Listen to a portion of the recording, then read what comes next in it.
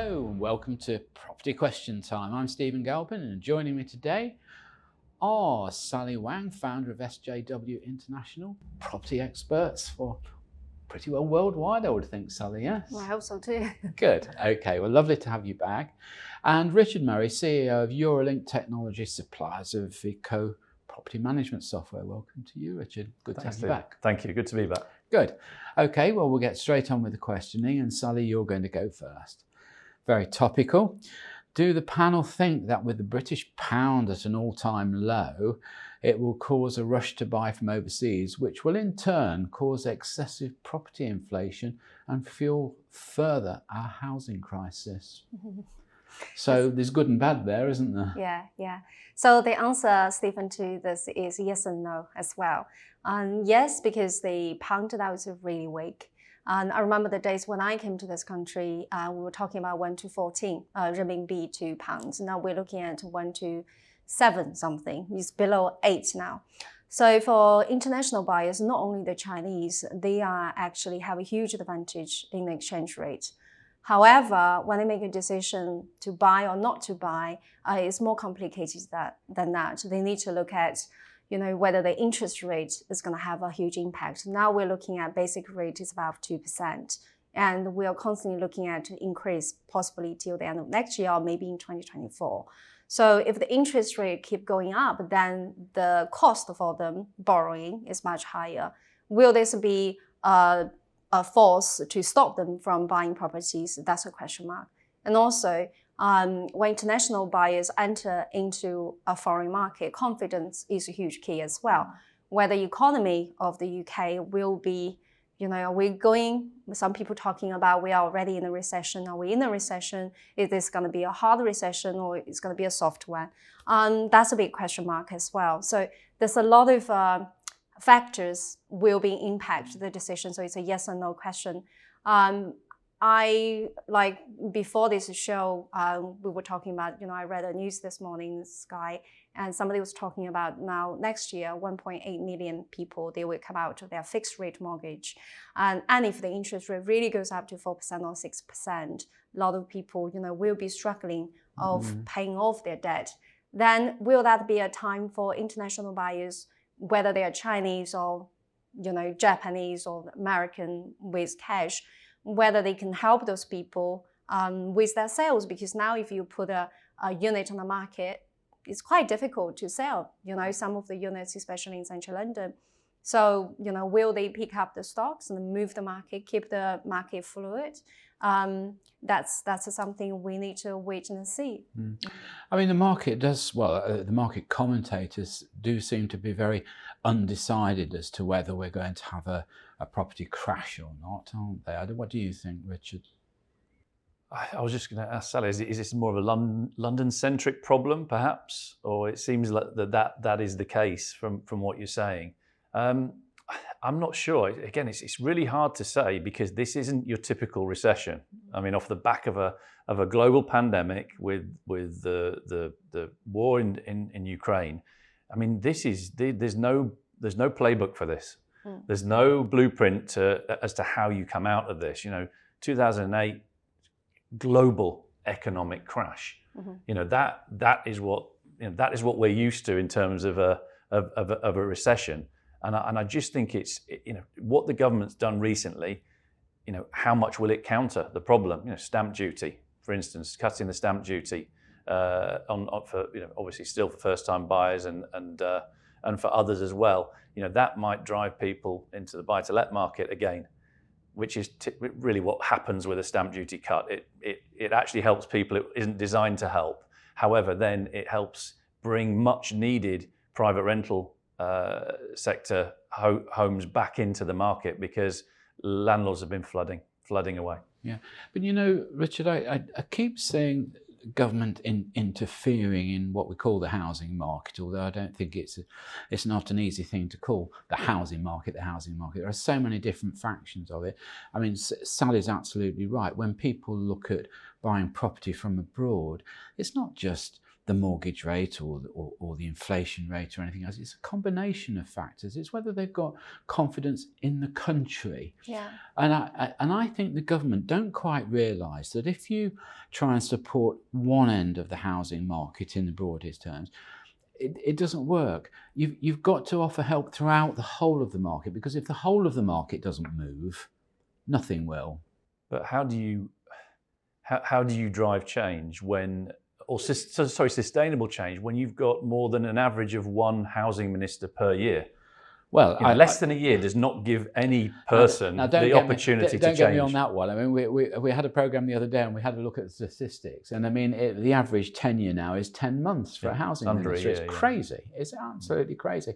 And it's such a serious subject, but it does seem to be one of those jobs that you get on the way up or on the way down. And it's just as some kind of compensatory job to be given. Yeah, but come on, let's put someone in who actually knows the market, who knows property. Yeah. You've got Kevin Hollinrake.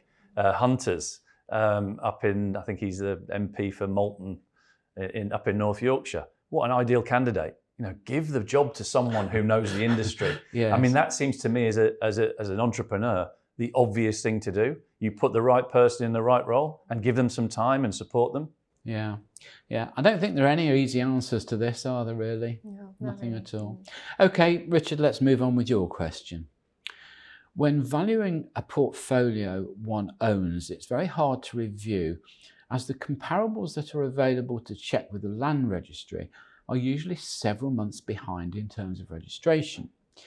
Do the panel know of a more reliable and up-to-date method of checking current price levels? And this is just for the explanation to our viewers. The problem is here, yes, you get absolutely accurate information from Land Registry because they simply register the final sale and the accurate price that's achieved. Whereas some of the portals will start including exchange prices or reservation prices, and has it actually completed, has it not completed, is it under offer, or there are various sort of variations there. Very difficult to do, isn't it? It's really difficult. Obviously, it depends what your objective is when valuing your portfolio. Why are you valuing it? But if you wanted to just do your own desktop analysis, your own desktop report, should we call it? You're right. The portals, it's a bit of a mishmash. Bit of a minefield, isn't it? Yeah, I mean, you used to be able to go to Zoopla and get an instant valuation, whereas now, as with On the Market and Rightmove, you've got to give your details. Those details are going to be passed to agents. You've then got to to deal with those inbound sales calls or inquiries. I think not on the market, should I say, net house prices is a reasonable source. I mean, we're always talking about a quarter behind though. Yes. And that is this is the problem. The data doesn't seem to leak through until it's about a quarter behind at any given moment. Nationwide, Halifax, their house price indexes, I think they're quite a good reference point. Do you think, the introduction, I know this is your field, but the introduction of more sophisticated software in the agencies and in the support industries, we should be getting faster information, shouldn't we? Absolutely, we should. But it's such a slow-moving industry when it comes to technology that we're very slow at adopting new technology, which is why we remain so far behind other countries. That said, I think I would say, do you approach a chartered surveyor? A chartered surveyor will look at all available information.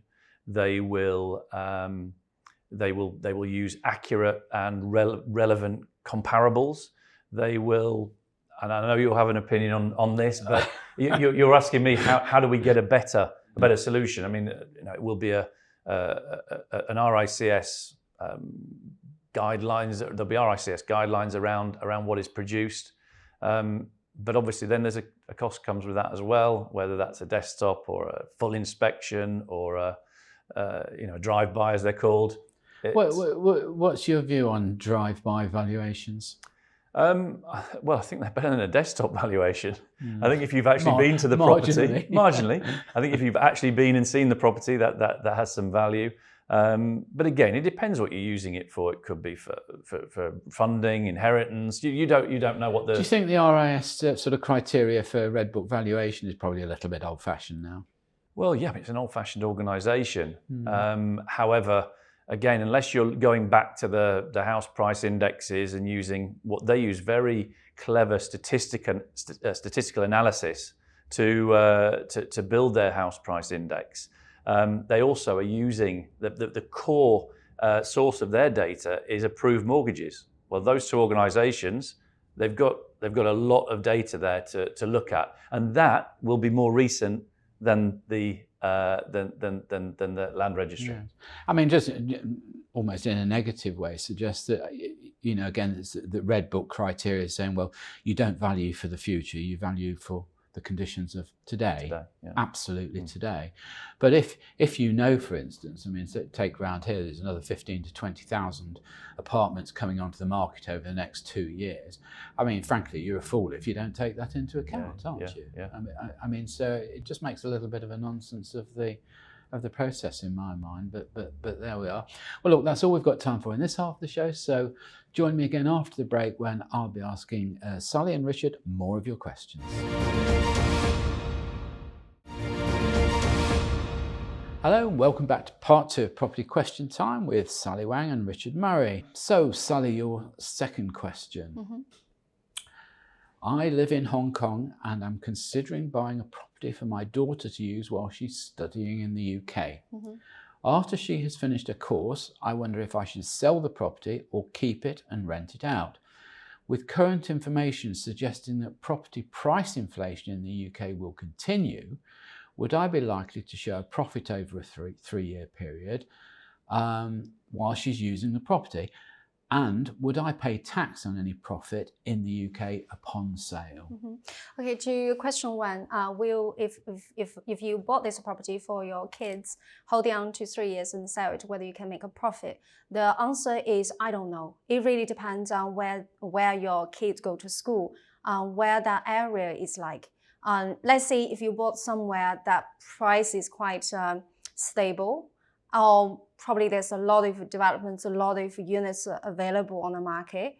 And if you enter, your entrance price is quite high up already, then when you sell in 3 years' time, you probably will make a loss. So it really depends on which area you go to, which property you buy, at what price that you buy. So, you know, those are the factors you need to take into consideration. You need to do a thorough research, especially in the current market.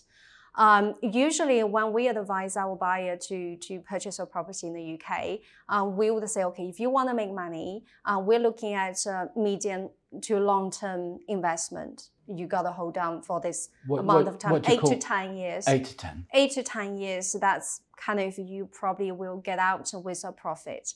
But if you only look at 3 years, then you got to be very clever at the product that you're choosing. Let's say today, we get you a good deal. Somebody is selling with a loss. You go in, you already make money. Then 3 years later, when you sell, you can make money. So it really all depends on the circumstances. But currently, the market is kind of, you know, it's not very stable. So my advice to the buyer, you have to do a thorough research, find out the area, price per square foot, do your thorough research. And then after 3 years, then it depends on whether you can make money. If you make money, you sell. If you don't, and then you can hold on and rent it out. The rental market is actually quite good. In 2019, before the 2020 COVID, in Zone 1, if we're looking at the new builds, I'm talking about new builds, this market, we're generally looking at 3.7 to 4% of gross return. 2020 rental price dropped by 15 to 20% in central London. 2021 summertime, the rental price bounced back to pre-COVID level, which is much faster than we anticipated. This year, July, August, September, we're looking at 3.7 return before COVID, the same area. We're looking at gross return between 4% to 6% in London. So the rental is going up, but then I'm not saying 3 years later, from today, 2025, the rental market is going to be as hot. There's a lot of factors. But at that time, if your kids don't use the property, and that's in the summer peak season, if the rental market is good and the selling price is not good, why don't you hold on to the market and rent it out and wait for the right time to sell? And the second question is, once you make money, do you have to pay tax? Yes, you have to pay tax. Currently, the tax rate is 18% or 28%. It depends on your income, depends on the other factors as well. So I would advise you speaking to your tax advisor or your accountant. Okay. I suppose the other factor is that if you've bought either off plan or as a new build property, you're probably in real terms going to be paying a little bit of a premium at the outset, aren't you? And you could well see a drop over a 2 to 3 years at a time. Yeah. And that also depends as well, because when you buy new builds off plan, sometimes you get good deals as well. You know, there are certain times, you know, the developer may be... At the very beginning and at the very end. At the very beginning, you probably don't get a good discount because you get a chance to choose the good units. Usually discount level is not that high, but you got to choose the right, the floor plan you like. Usually it's towards the end of, you know, when it's ready to move in products, some other buyer, due to mortgage issues or their personal circumstances, they can't really complete the unit. Then we get a big discount. So with that, the whole point, you buy low, you sell high. So if you get to the buy low point right, then you make money. If you pay full asking price for a premium, you know, new build, then of course you lose money in 2 to 3 years' time. Yeah. Okay. Anything to add to that, Richard? We work with a lot of agents who manage student properties on behalf of landlords, investors. I mean, the thing to remember is in this particular viewer's question and in their particular example, they've had their son or daughter at school for 3 years. They've mitigated the rental cost of theirs. You have to maybe factor that in as well. Yeah. But you know, the student market, the yields are generally higher. Depends on the area, but across the UK, across the board, they're higher. So actually, I agree with Sally. I think it's a sort of thing. It's probably more of a longer term investment. Yeah. So it's your 3 years where you mitigate paying for all that rent for your son and daughter. It's maybe a 8 to 10 year investment with a good yield over those 10 years and ultimately over 10 years a good capital. And to add on to that investment as well, Stephen, because you mentioned Hong Kong buyers and mainland Chinese buyers. The Chinese people, once their kids come to the UK, maybe the kids, the grandchildren will come to the UK as well. And then the good thing about London UK properties, the apartment lease, you know, you're looking at 999 years or 250 years. So a lot of our buyers actually, they buy the hold on for generations. It's not very common somebody come to me and just buy property for 3 years and sell it after 3 years. They usually hold on for a longer term. Okay, well, we're always taught, aren't we, the property is not a 5-minute business. Yeah, exactly. Exactly. Okay, Richard, moving on to your question. I'm about to sell my home and I've been horrified by the time estimates taken to apparently complete on a sale. In some cases, it could be many months. Do the panel know why it takes so long? Is it the solicitors, lenders, local authorities with their responses to searches, or others who are the culprits? I think what you've got to look at is when you're buying or selling a property, you've got a number of organisations involved in that process. So the agent, conveyancer, the broker, the lender. So let's say you've got 4 organisations minimum per transaction. That's 4 separate organisations in the main who are on their own technology platforms that don't talk to each other. So that's one of your transactions. You're then probably in a chain. All with different agendas too. Yeah, but let's stick to the communication challenge then. Yeah. So the communication challenge, you've got 4 entities, 4 organisations in each transaction. A chain can be what, 2 or 3 up, 2 or 3 down. Yeah. So multiply all that up. That's a lot of organisations having to uniquely work very closely together to get a good outcome for everyone. Yeah. So when you put that into perspective, I think for the viewer that's asked this question, I think maybe that helps explain that it's not as straightforward as it may appear. I think from an agent, so I'm going to stick up for the agents here, of course. But from an agent's perspective, I think value in their fee I think is in a big part sales progression. I think when you look at sales progression as a process, and we're heavily involved in it from a software perspective, I think that is maybe not pitched as well as it could do as an agent. Yeah. So don't see the value in us doing a great job in selling or getting the right offer for you. See the value in let's call it the back office, the countless phone calls and chasing and follow-ups that actually the consumer maybe doesn't see. Yeah. Maybe explain that's happening. I think the often made criticism of agents is somebody will say, "Cracky, you've earned a huge fee, and all you've done is walk around my property with one customer once, and they've made an offer, and phew, is it worth it?" But it is that back office work that makes the sale happen. I think my only question is, shouldn't we, in a time of sophisticated software and procedures and blockchain and all these sort of computerized systems, shouldn't we be able to coordinate all this in a better way? Okay, so there are companies doing that now. And I said earlier on in this show that we're slow adopters in the property industry of technology, but you've got, I would say the best example is a company called Cojute. Cojute are very well backed and very well managed platform, and they have built software that can talk, should I say, to any system, and they are using blockchain technology. But that presumes everybody's going to subscribe to that's involved in the transaction. So that's the challenge. Yeah, the challenge that Cojute have is they need to get everyone on board. But when I say everyone on board, they're talking more about companies like ours. So all the software houses need to build what's called an API, application programming interface. Think of it as a handshake between systems, so they can talk to each other. They're on our roadmap. We have decided we're going to build the API with Cojute. As I mentioned, or you mentioned, can blockchain technology be useful? That's exactly the technology they're using. It's actually one of the best use cases I've seen for blockchain, because it's a great way of think of it as a digital ledger of information, data that can be accessed by all these computer networks in the blockchain.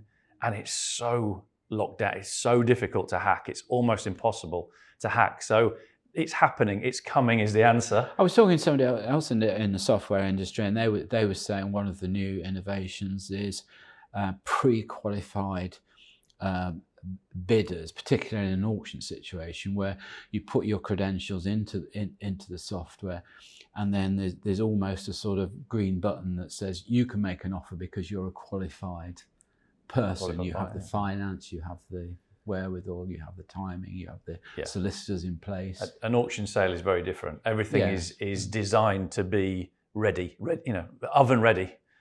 Seller, property, searches, everything's there. The pack is ready. The buyer is pre-qualified, has the funds. It's a very different process. I'm not sure I like the expression oven ready. I think we had a bit of trouble with that over Brexit, didn't we? But anyway, very true. Listen, on that note, I'm going to say a big thank you to Sally Wang. Thank you very much for coming in, Sally. Pleasure. Sally is founder of SJW International Property Experts. And Richard Murray, thank you for coming in again. Pleasure. You're CEO of Eurolink Technology, suppliers of Vico property management software, and very interesting your conversations too. Thank you both very much indeed for coming in. I'm Stephen Galpin. I look forward to seeing you next time on Property Questions.